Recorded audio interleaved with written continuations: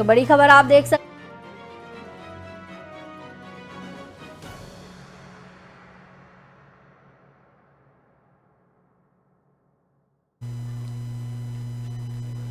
नमस्कार, स्वागत है आपका ओंकार न्यूज पर। मैं आपके साथ रवि राजपूत। वही कर्नाटक में शानदार जीत और स्पष्ट बहुमत मिलने के बाद कांग्रेस अब जल्द ही मुख्यमंत्री के नाम का ऐलान कर सकती है। बेंगलुरु के एक होटल में रविवार को विधायक दल की बैठक हुई, जिसमें पार्टी के सभी नवनिर्वाचित 135 विधायकों ने हिस्सा लिया। मुख्यमंत्री का नाम तय करने के लिए विधायकों ने वोटिंग की। वहीं विधायकों में किसी ने शिव कुमार तो किसी ने सिद्धारमैया, किसी ने डॉक्टर जी परमेश्वर, किसी ने खड़गे तो किसी ने लिंगायत नेता एमबी पाटिल के नाम का सुझाव दिया। कुछ विधायकों ने पार्टी हाईकमान पर फैसला छोड़ दिया है। वहीं पर्यवेक्षक बैलेट बॉक्स को कांग्रेस आलाकमान तक ले जाएंगे और खड़गे के सामने खोलकर वोटों की गिनती करेंगे। अधिकतर मत प्राप्त करने वाले नेता का नाम गुप्त रखा जाएगा, क्योंकि मतदान केवल राय जानने के लिए है।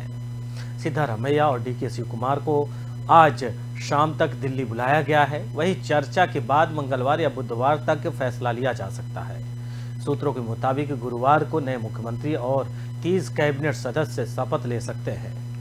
सूत्रों के मुताबिक सिद्धारमैया ने सत्ता में साझेदारी का सुझाव देते हुए कहा कि पहले 2 साल उन्हें मुख्यमंत्री बनाया जाए और बाद के 3 साल डीके शिव कुमार को सीएम की कुर्सी सौंप दी जाए।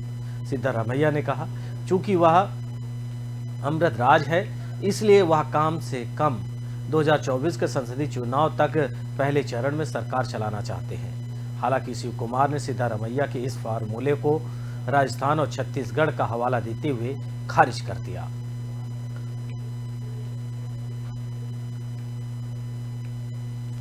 वहीं बढ़ते हैं अगली खबर की ओर, जहां कर्नाटक के नतीजों के बाद बीजेपी के हिस्से से एक और राज्य कम हो गया है। अब बीजेपी 15 राज्यों में बची है। बहुमत के साथ 6 राज्यों में है और सहयोगी पार्टियों के साथ 9 राज्यों में सरकार चला रही है। नॉर्थ ईस्ट में बीजेपी का सबसे ज्यादा प्रेजेंस है।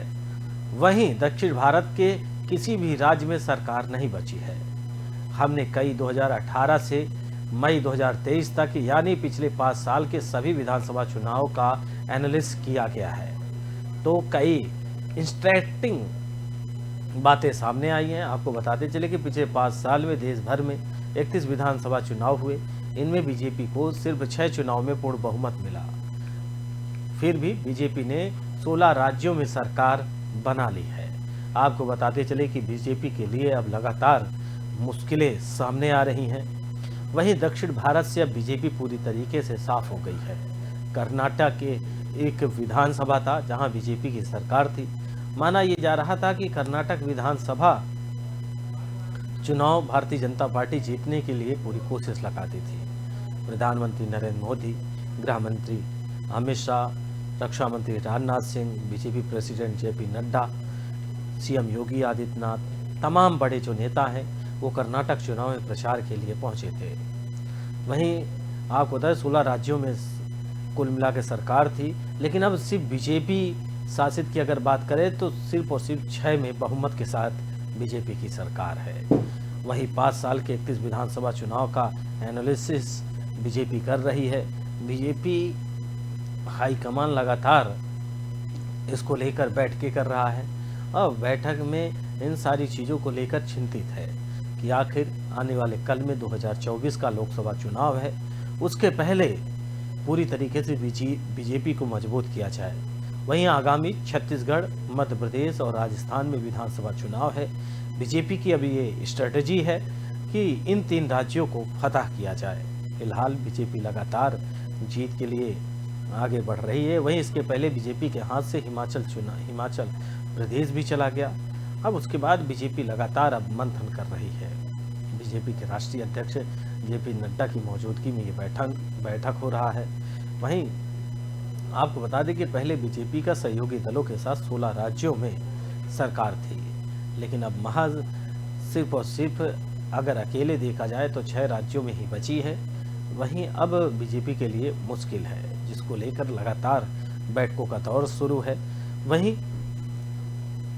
बताते चले कि लगातार चुनाव नतीजों को लेकर राजनीतिक गतिविधियां और राजनीतिक पार्टियों के बीच में हलचल है और माना ये जा रहा है कि आगामी जो विधानसभा चुनाव है उन्हें लेकर सत्ता में कैसे बीजेपी पहुंचे, इसको लेकर विचार विमर्श भी हो रहा है।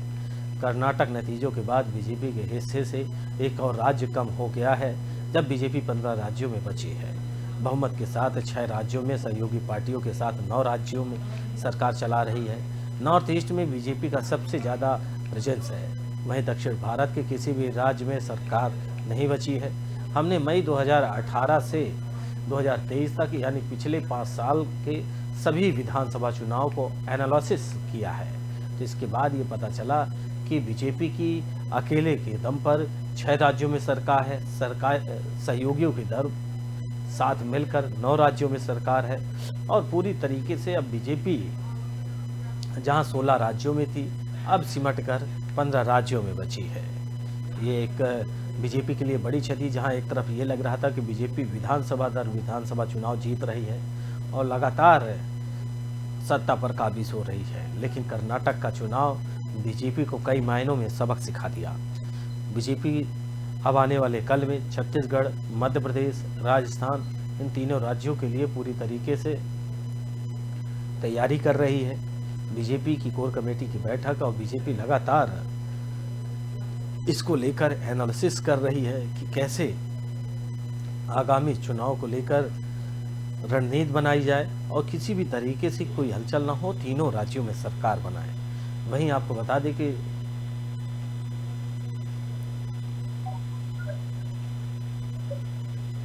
वही इस खबर पर अधिक जानकारी के लिए कर्नाटक से हमारे ब्यूरो चीफ एचयू पाटिल हमारे साथ जुड़ रहे हैं। पाटिल जी, सवाल वही कि लगातार कर्नाटक चुनाव इस समय सुर्खियों में है। मतदान हो गया, ये भी पता चल गया कि आखिर किस पार्टी की सरकार बन रही है, लेकिन बीजेपी के अंदर जो मंथन प्रक्रिया चल रही है कर्नाटक चुनाव हारने के बाद, अब बीजेपी की महज सहयोगी दलों के साथ मिलाकर 15 राज्यों में है, कुल अकेले के दम पर 6 राज्यों में सरकार है।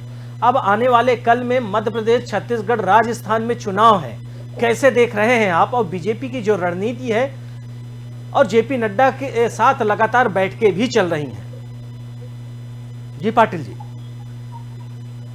सर, आपको बता दूं कि मैं कर्नाटक में जो 66 सीटों पर भाजपा ने जीत हासिल की है, तो इन सीटों से लेकर अन्य आसपास राज्य जो तेलंगाना, तमिलनाडु और राजस्थान और मध्य प्रदेश में जो चुनाव होने जा रहे हैं उसको असर होने की संभावना है। अब जो राष्ट्रीय अध्यक्ष जेपी नड्डा और अमित शाह ने कर्नाटक के वरिष्ठों के साथ बैठक कर रहे हैं, इस बैठक को लेकर तो अपना जो हार को भी लेकर उन्होंने मतलब रियलाइज करने का एक तरीका अपना रहे हैं। आपको पता चला है कि कर्नाटक में इन्होंने जो आरक्षण में जो बंटवारा किया था राज्य के जातिगत जनता को, अब उन्हें यहाँ पर करार हार के बाद कांग्रेस को एक मौका देने की उन्हीं का ही एक देन माना जा रहा है। वहीं पाटिल साहब, सवाल ये है कि आने वाले कल में 3 राज्यों में विधानसभा चुनाव है और बीजेपी की जिस हिसाब से कर्नाटक में हार हुई है उस हिसाब से ये लग रहा है कि जेपी नड्डा पूरी तरीके से एक्शन में है, क्योंकि उनके नेतृत्व में ही चुनाव लड़ा गया, उनके नेतृत्व में हिमाचल प्रदेश का चुनाव लड़ा गया, वहां पे हार मिली पार्टी को और फिर एक और हार मिली। क्या आपको लग रहा है कि इसके लिए आगे कोई रणनीति बनाएगी भारतीय जनता पार्टी या एक अलग प्लानिंग होगी जेपी नड्डा की? देखिए, जेपी नड्डा और अमित शाह ने जो गुजरात की रणनीति कर्नाटक में अपनाया था, वही रणनीति यहाँ पर उनको पता लगा कि कर्नाटक में विफलता के बाद ही अब आने वाले जो अन्य राज्यों में जो चुनाव के लिए उनकी रणनीति, अगर गुजरात की रणनीति अपनाए जाएंगे तो वहां पर विफलता सही होगी। अब कर्नाटक में जो बजरंग दल को जो टर्मिनेट करने की जो बात की गई थी, तो उस बात को लेकर इन्होंने जो हंगामा मचा रखा था, उस हंगामे को लेकर इन्होंने जो इश्यू बना रहे हैं अन्य स्टेटों में, अब पता चलेगा कि आने वाले समय जी जी, ये मतलब भाजपा के जो वरिष्ठों को एक क्रिटिकल इश्यू भी बन सकता है। बिल्कुल। वही पाटिल जी, सवाल ये है कि कर्नाटक में बीजेपी के हारने का कारण क्या रहा, अगर इसे एनालिसिस किया जाए? जी जी, कर्नाटक में हारने का कारण यही है जातिगत बंटवारा। जो लिंगायत में जो मुसलमानों का 4% आरक्षण इन्होंने छीना था, और बंजारा समुदाय का आरक्षण जो एसटी में थे उनको डाइवर्ट करने का एक तरीका था, और एसटी समुदाय को भी इन्होंने आरक्षण अपने मनमानी के दे रखा था, और संवैधानिक रूप से इन्होंने जो आरक्षण दिया था उसी को लेकर कर्नाटक में इनको करार हार का जो सामना करना पड़ा। वहीं पर अगर 554 जो सीटें जो पीएसआई से नियुक्ति में जो इन्होंने जो भ्रष्टाचार किए थे, और के भी बिजली विभाग में जो नियुक्ति में इन्होंने जो भ्रष्टाचार किए थे, पीडब्ल्यूडी भ्रष्टाचार, लगातार इनको भ्रष्टाचार और जो जातिगत रूप से जो वायलेंस क्रिएट करने का कारण ही इनको भाजपा का हार को सामना करना पड़ा।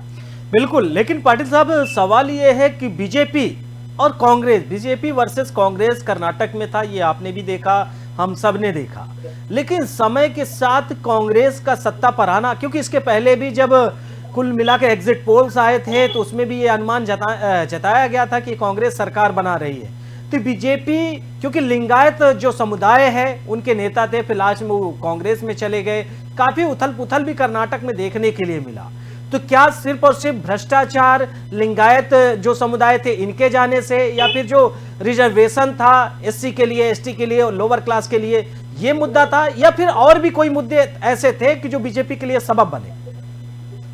जी, वास्तव में कर्नाटक में जो मध्य कर्नाटक से लेकर महाराष्ट्र, कर्नाटक, आंध्र बॉर्डर के जो कर्नाटक में जो लिंगायत बहुसंख्यक लोग रहे हैं, यहाँ पर लिंगायत लॉबी और गौड़ाज लॉबी जो चल रहे थे मध्य मैसूर और मध्य कर्नाटक से लेकर, जहाँ पर लॉबी चली थी, उसी लॉबी को लेकर कर्नाटक में इस तरह का जो जात को बंटवारा करने का तरीका भाजपा ने अपनाया था।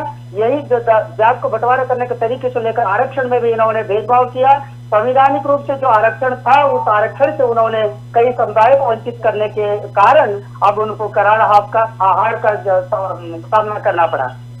वही एक महत्वपूर्ण सवाल है पाटिल जी, सवाल ये कि अब 3 विधानसभा के चुनाव है 2023 में, इसके आगे छत्तीसगढ़, मध्य प्रदेश और राजस्थान।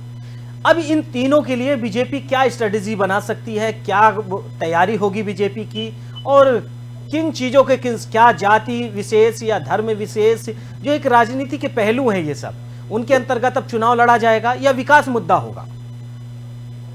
देखिए, राजस्थान में भी विकास और जो अंदरूनी जो जातिगत बंटवारे को लेकर वहां पर भी कुछ मुद्दे सामने आ रहे हैं। छत्तीसगढ़ में भी वही है, और मध्य प्रदेश में भी। मध्य प्रदेश में कई दिनों में कई जातियों को दबाने की कोशिश की जा रही थी, वहां पर भी एक तरफा जो डिसीजन लेने का जो इश्यू है उस इश्यू को लेकर, लेकिन राष्ट्रीय जो केंद्र समिति है इन्होंने किस तरह के निर्णय लेंगे उसके ऊपर निर्भर होगी।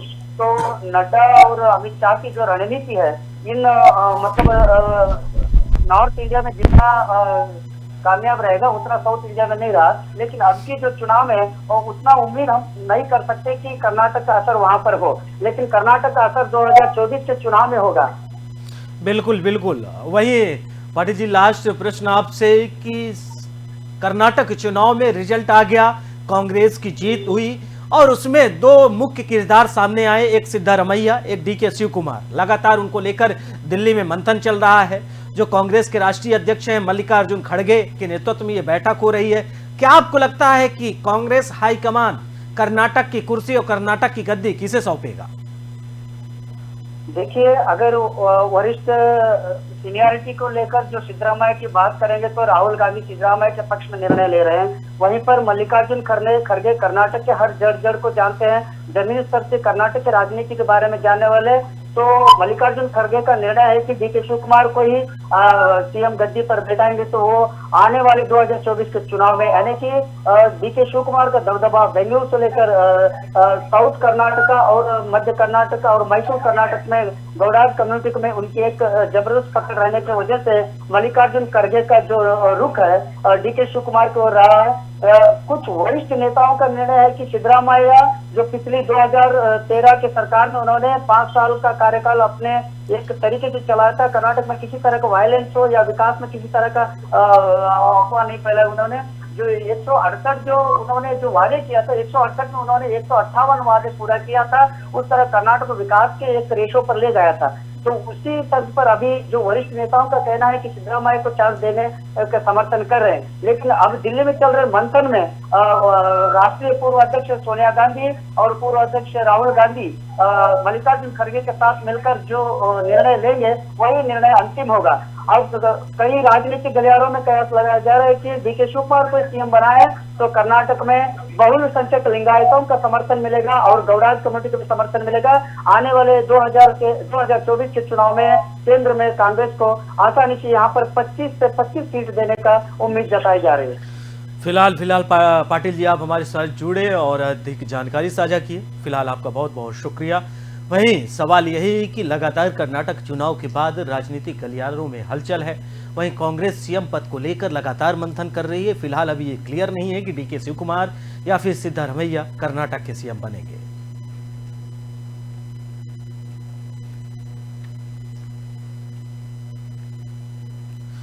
वही बढ़ते हैं अगली खबर की ओर, जहां गोरखनाथ मंदिर के दिग्विजयनाथ स्मृति भवन सभागार में रविवार को आयोजित जनता दरबार कार्यक्रम में मुख्यमंत्री योगी आदित्यनाथ ने 100 फरियादियों की समस्याएं सुनी। सभी को आश्वस्त करते हुए उन्होंने कहा कि घबराएं मत, हर समस्या का समाधान कराया जाएगा। एक महिला ने बिजली बिल में छूट देने की गुहार लगाई। सीएम योगी आदित्यनाथ ने उसे भरोसा दिया कि जितना संभव होगा छूट हम दिलाएंगे। नगर निकाय चुनाव की आचार संहिता के कारण करीब 1 माह बाद मुख्यमंत्री का जनता दरबार आयोजित हुआ। फरियादियों की समस्या सुनने के बाद प्रार्थना पत्रों को अधिकारियों को सौंपते हुए सीएम योगी ने निर्देश दिया कि हर समस्या का निस्तारण त्वरित किया जाए और गुणवत्तापूर्ण और किसी भी तरीके से कोई लापरवाही न बरती जाए। कुछ लोगों द्वारा जमीन कब्जाने की शिकायत पर सीएम ने जांच कर कठोर कार्रवाई करने के निर्देश दिए हैं। जनता दर्शन में कुछ लोग इलाज में आर्थिक मदद की गुहार लेकर पहुंचे थे। सीएम योगी ने अधिकारियों को निर्देशित किया है कि अस्पताल के एस्टीमेट की प्रक्रिया को जल्द पूर्ण किया जाए और शासन को इसका लेटर भेजा जाए। वहीं मुख्यमंत्री विवेकाधीन कोष में इलाज के लिए पर्याप्त राशि दी जाए। कुछ महिलाएं अपने बच्चों को लेकर आई थी। मुख्यमंत्री ने बच्चों को दुलार और उन्हें प्यार किया और उन्हें आशीर्वाद भी दिया और चॉकलेट गिफ्ट कर उन्हें पढ़ने के लिए प्रेरित किया।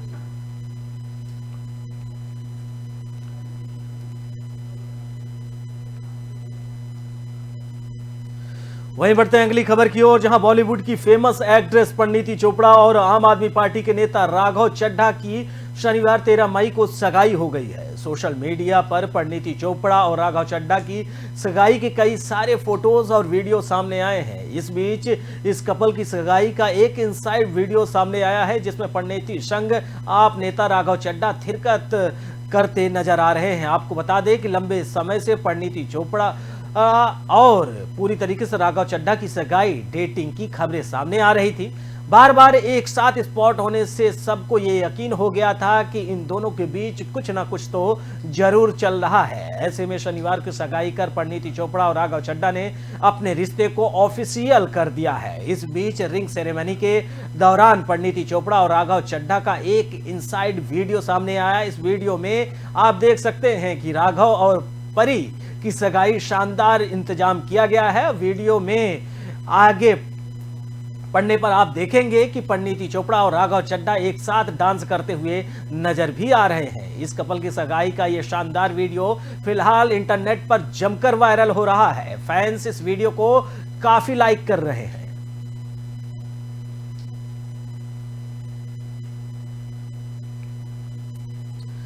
वही बढ़ते अगली खबर की ओर, जहां देश में कोरोना मामले में गिरावट दर्ज की गई है। बीते दिन मुकाबले में अगर बात करें कोरोना की ये मामले कम दर्ज हुए हैं। वहीं बता दें कि 24 घंटे के अंदर कोरोना के 801 नए मरीजों को संक्रमित होने का मामला सामने आया है। वहीं एक्टिव मामलों की संख्या घटकर 14,493 रह गई है। लेकिन सरकार ने सभी भी लोगों को मास्क, सोशल डिस्टेंसिंग और सैनिटाइजर का प्रयोग करने की सलाह बिल्कुल गाइडलाइन जारी कर रखी है। आइए जानते हैं कि डेली और वीकली पॉजिटिव रेट कोरोना के मामले में कितना है और किस कदर आगे बढ़ रहा है या कम हो रहा है। लेकिन सरकार ने लोगों से फिर से सावधानी बरतने के लिए कहा है। बीते 24 घंटे के अंदर 801 नए मामले सामने आए हैं। कुल मिलाकर देश में कुल एक्टिव मामलों की संख्या घटकर 14,493 हो गई है। कोरोना से ठीक हुए मरीजों की संख्या 1815 हो गई है। बताते चले कि एक्टिव केस 0.03 पहुंच गया है। रिकवरी रेट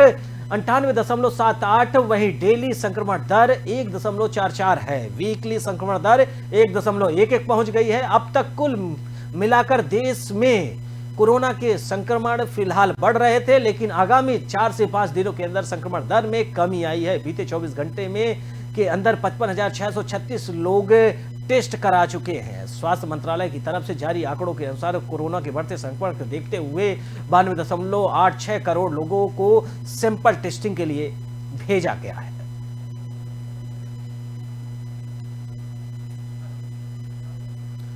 तो फिलहाल इस बुलेटिन में हमारे साथ इतना ही। बाकी देश दुनिया की तमाम बड़ी खबरों से जुड़ने के लिए देखते रहिए ओंकार न्यूज। नमस्कार।